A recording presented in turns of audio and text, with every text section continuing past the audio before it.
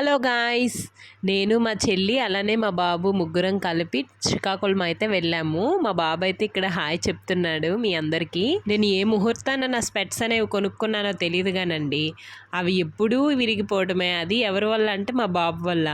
నేను పెట్టుకున్న ప్రతిసారి నా స్పెట్స్ మీదే పడతాడనమాట. ఎన్నిసార్లు ఇరిపాడో నాకు ఇప్పటికీ తెలీదు.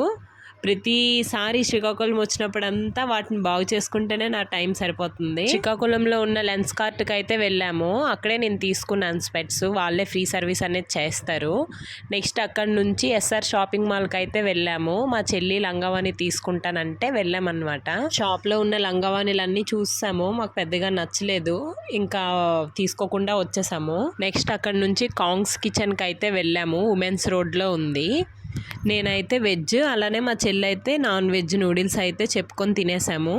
ఇంకా టైం అయిపోయిందని చెప్పి ఇంటికైతే వచ్చేసాం.